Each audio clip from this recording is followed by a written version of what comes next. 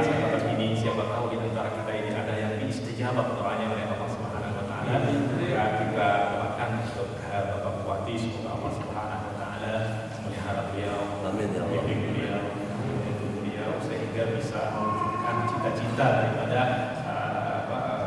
wilayah yang beliau pimpin pada saat ini, bisa mewujudkan kemakmuran, kesejahteraan, agamis dan lain sebagainya yang kemudian kali ini kita citakan. Amin amin ya rabbal alamin. Bismillahirrahmanirrahim.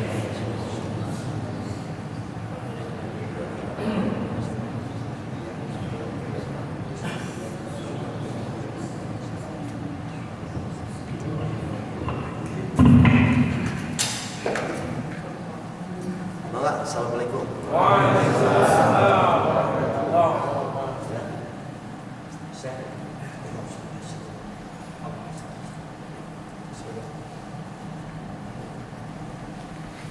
Assalamualaikum.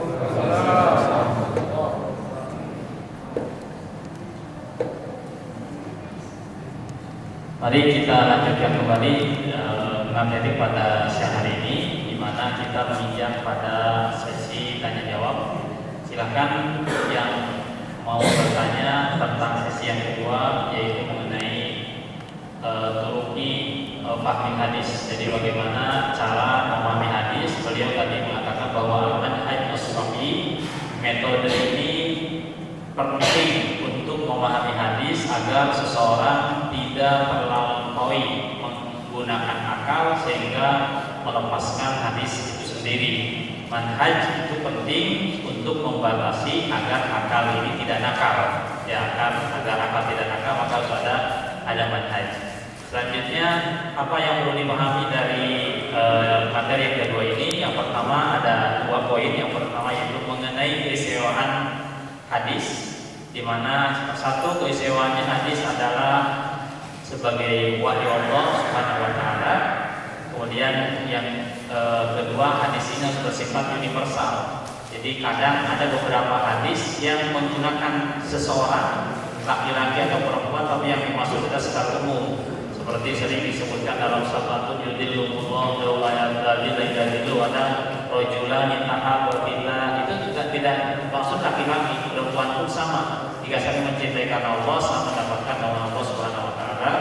Kemudian yang tadi yang terakhir, bahwa memahami hadis itu perlu kedekatan kalau kita dengan Rasul Shallallahu Alaihi Wasallam. Inilah yang kadang kurang dimiliki oleh mereka para pengkritik hadis. Mereka kadang tidak memahami bahwa hadis ini tidak sekeras itu.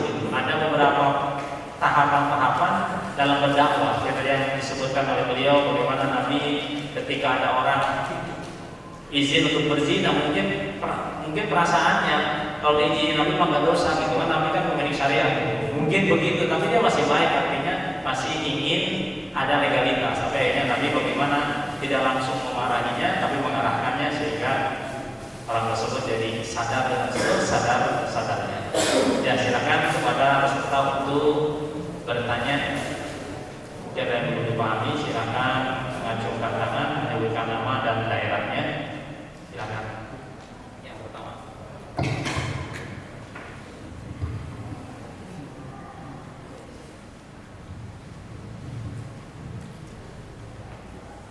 Assalamualaikum warahmatullahi wabarakatuh.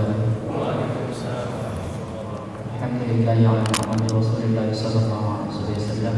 Allahumma shalli ala sayyidina Muhammad wa ala ali sayyidina. Kepada yang mulia Ibu Syekh Luqman bin Bazali dan seluruh para ustaz, izin bertanya. Tadi dijelaskan bahwa memahami hadis itu memerlukan adanya sebuah manhaj, khutuwat, mabadi khusus.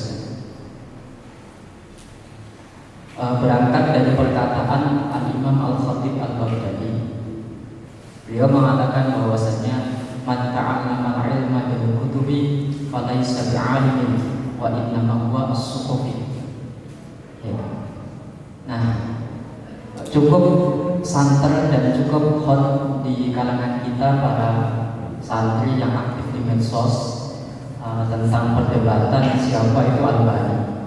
Albani itu diakui oleh kita dan mereka, tokoh-tokoh mereka, bahwa sebenarnya beliau itu adalah seorang tokoh yang sebenarnya tidak mempunyai jalur atau masyayikh fil hadis.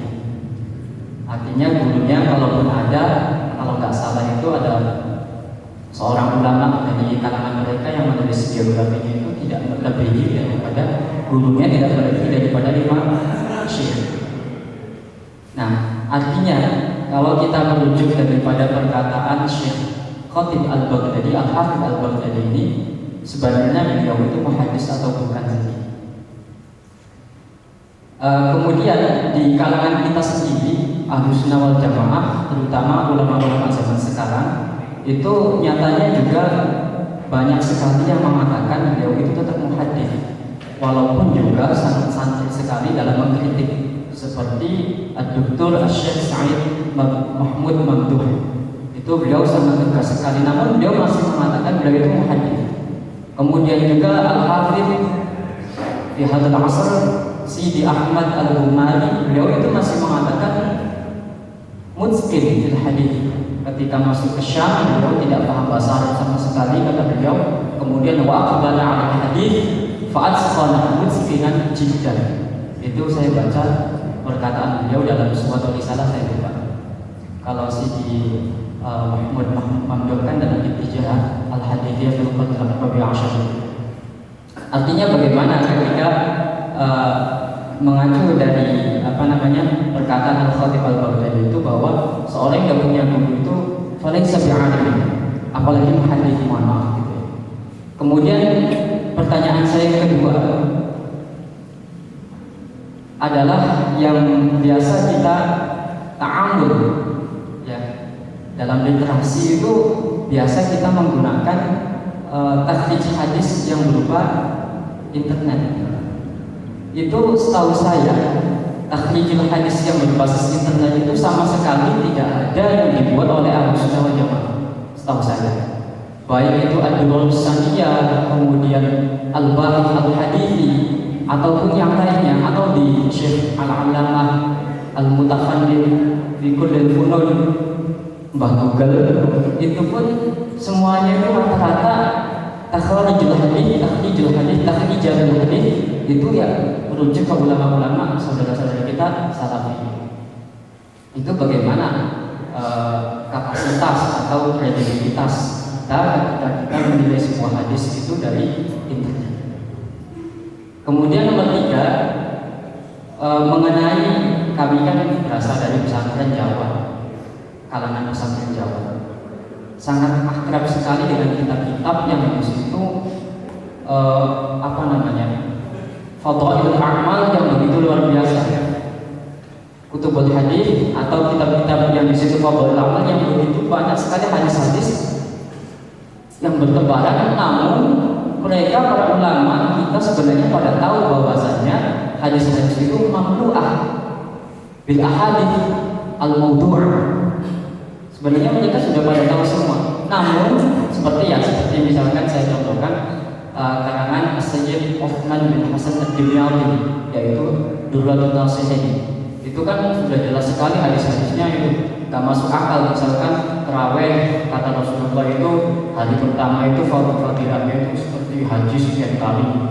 Masa tarawih itu dari kata Rasulullah itu sudah ada ya? Masa iya Rasulullah mengatakan tarawih padahal tarawih belum ada, dan banyak sekali. Kemudian misalkan contoh lagi kitab yang nggak jelas dikarang oleh siapa, yaitu Wasiyatul Mustafa dari Imam Ali ibni Abi Thalib radhiyallahu anhu wa karramallahu wajhahu. Di situ ketika saya teliti, ya lagi-lagi saya kembali hanya bisa menemukan seluruh daripada kitab yang ada di Wasiyatul Mustafa itu ternyata satu kitab itu satu hadis ini. Satu kitab itu ternyata satu hadis yang di situ saya temukan di takhrij hadis internet Ad-Durrul Saniyah, dan ternyata semuanya itu la aslahu. Semuanya itu la aslahu kecuali beberapa kalimat saja. Itu contoh yang kedua beberapa kitab yang di situ dikatakan bahwa hadis itu la aslahu. Artinya bagaimana mauqif dari Sidi Luqman Hakim itu tentang kitab-kitab tersebut yang itu masyhur sebenarnya dengan diwarnai atau mamluk bil ahadits allati la asla laha. Bagaimana boleh atau enggak kita mengkaji? Wallahu a'lam. Mohon maaf. Assalamualaikum warahmatullahi wabarakatuh. Nama siapa dari mana?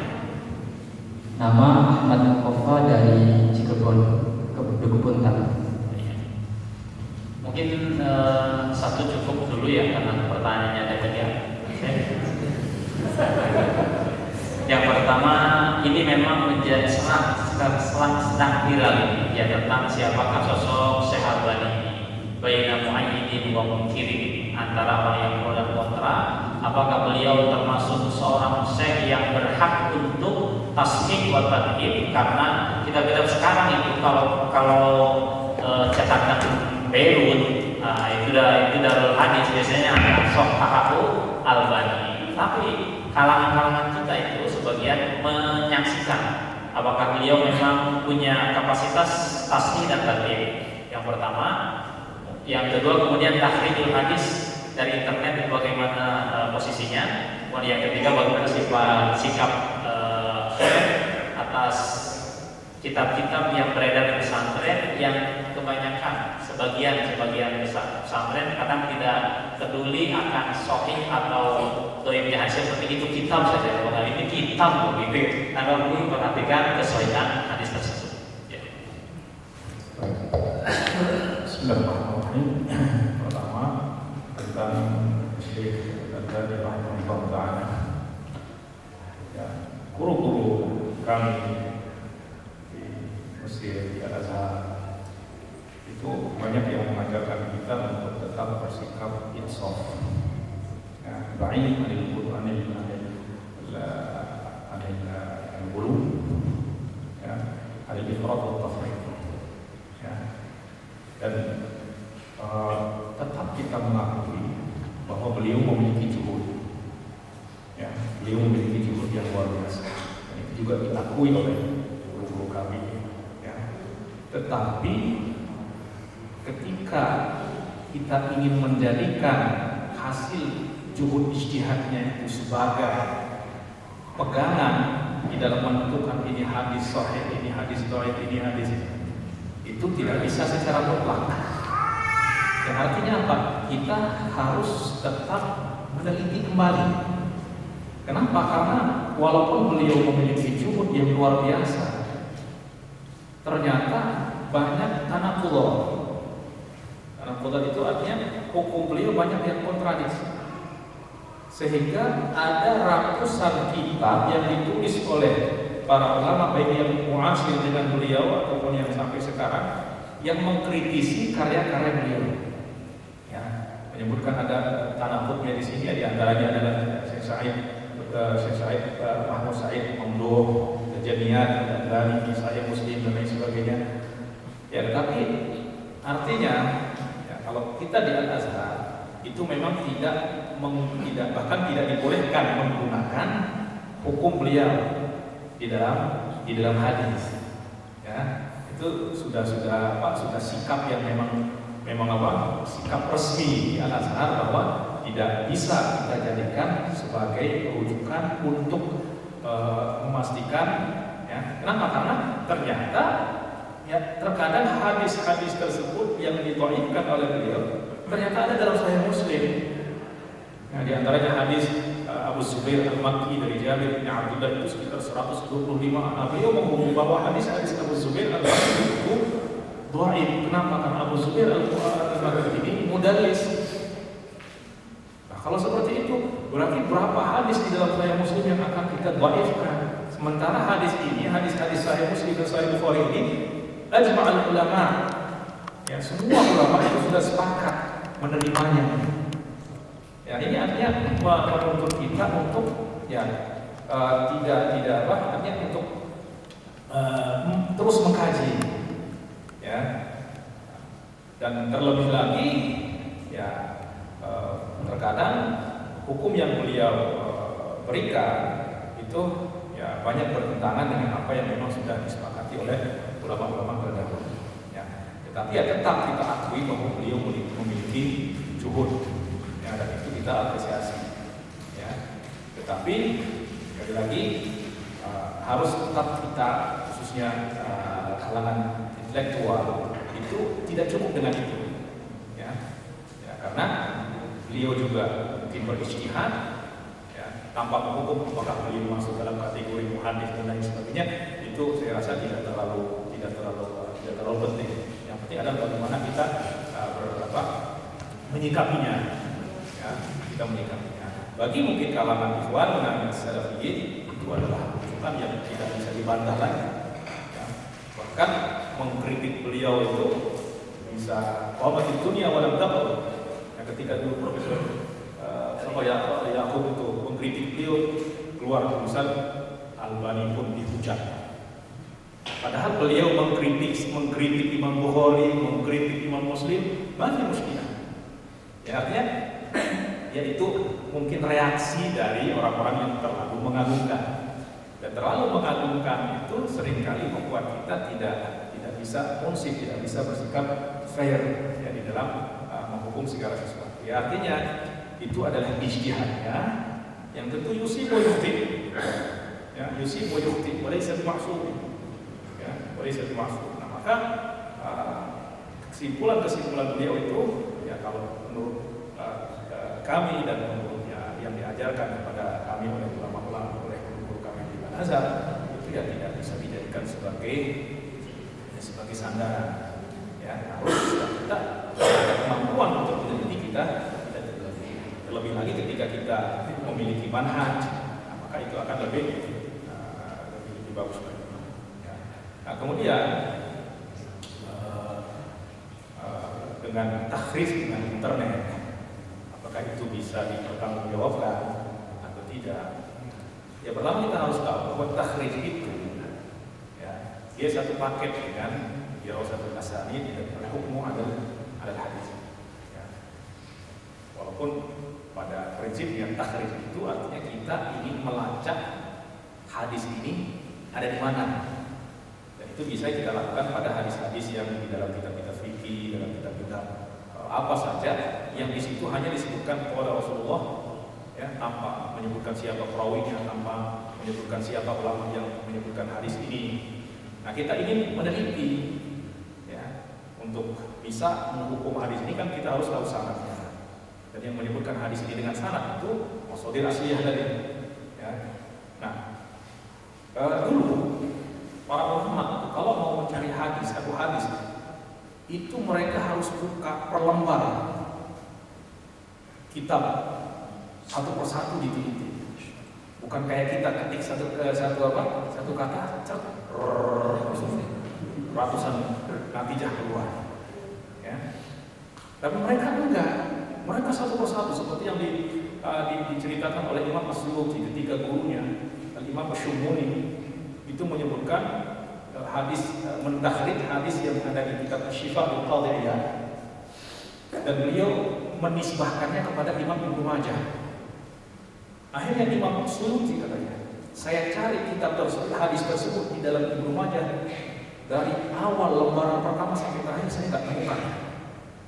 Artinya saya menuduh pandangan saya, jangan-jangan mata saya nggak lihat. Diulang lagi dari awal saya baca satu persatu sampai akhir nggak ketemu juga. Sampai 3 kali coba. Bayangkan aja membaca itu hadis ada berapa itu satu persatu. Ya, hanya baru beliau datang kepada gurunya. Ya. Hanya begitu mendengar Imam Suyuti mengatakan demikian, beliau langsung ambil pulpen langsung coret. Saya katanya mentaklid simpulan, ya lupa namanya yang disebutkan. Saya mentaklid simpulan di dalam menisbahkan hadis ini kepada Ibnu Majah. Nah, artinya itu yang beliau lakukan di dalam mentakhrij, yang mengetahui ini benar enggak. Sementara kita sekarang, Masya Allah, sudah ada maktab Syamilah, bahkan lebih daripada itu Syekh Google. Itu apa yang kita cari itu dapat. Nah, apakah nggak bisa kita gunakan ini? Bisa, justru itu adalah fasilitas yang Allah mudahkan kepada kita untuk mencari, menghemat waktu dan lain sebagainya. Walaupun tentu ya dampak negatif dan positifnya ada. Dampak negatifnya adalah kita nggak memiliki kesabaran, kemudian kita hanya fokus kepada apa yang kita cari. Kalau mereka dulu itu mencari sampai membaca juga, sehingga ilmu mereka itu semakin bertambah. Dengan mencari hadis mereka mengetahui ratusan hadis. Ya. Kalau kita ya udah kalimat itu saja yang kita temukan, hadis itu saja yang kita temukan.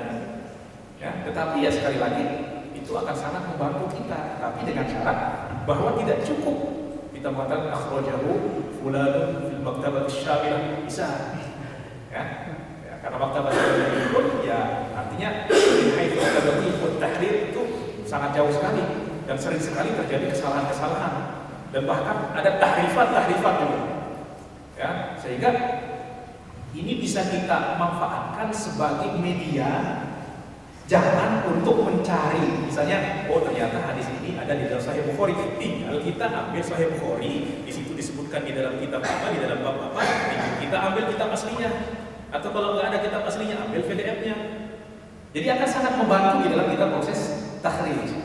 Ya, tetapi tidak bisa dijadikan sebagai sumber, tapi bisa dijadikan sebagai wasilah. Ya, justru kalau maktabah syamilah pun ini sangat terbatas karena di situ juga diperlukan kepada seni yang mencarinya, karena terkadang kata yang kita cari salah tulis, salah huruf saja udah nggak ketemu untuk maktabah syamilah. Misalnya Abdullah, ya kalau terkadang di maktabah syamilah itu ada yang nggak dikasih spasi antara Abdullahnya. Kalau kita tulis Abd kemudian ada spasi Allah, nggak ketemu udah. Ya, nah maka lebih canggih daripada itu, Google cari aja di sini apa yang nggak ditemukan maktabah syamilah ada.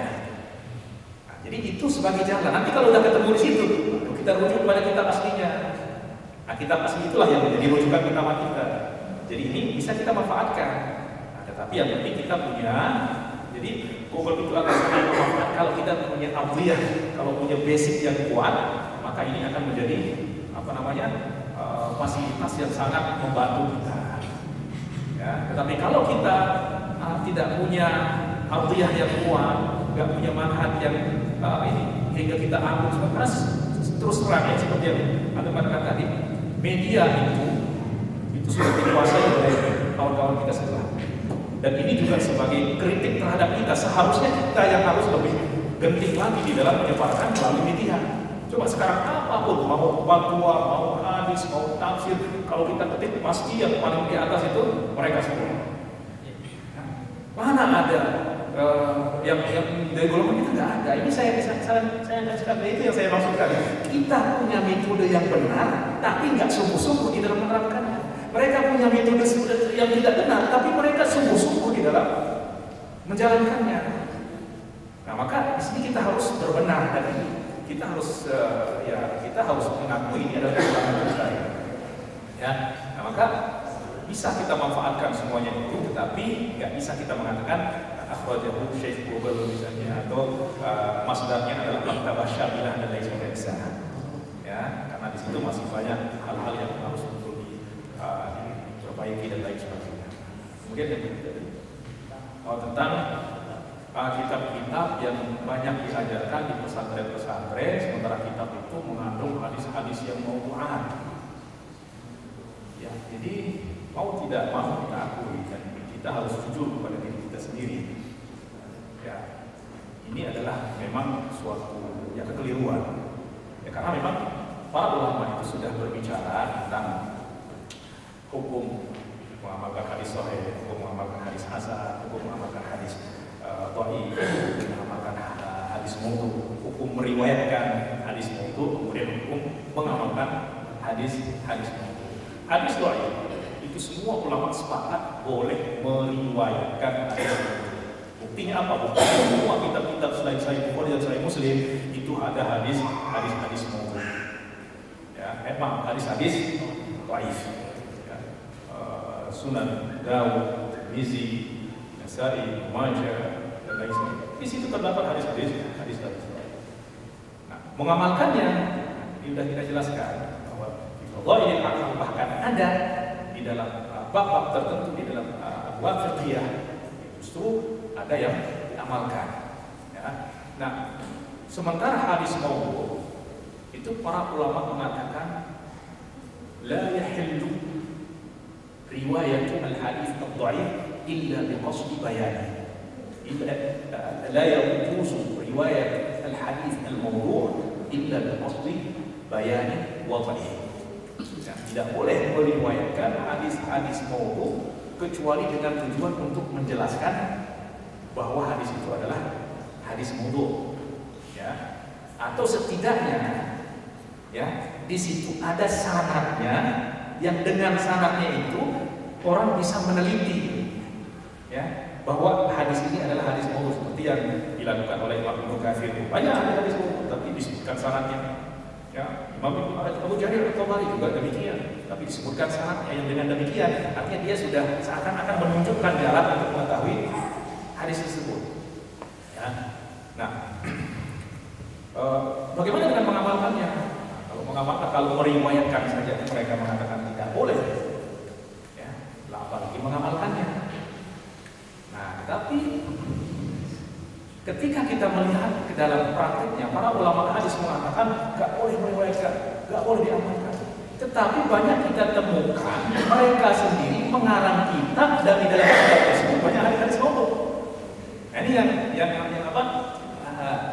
Yang menjadikan terkadang kita bingung. Nah, Imam Ibnu Hajar itu memberikan jawaban seperti ini. Ada beberapa faktor yang menjadikan para ulama menyebutkan hadis-hadis mawdu' di dalam kitab-kitab mereka. Yang pertama adalah minimnya pengetahuan mereka.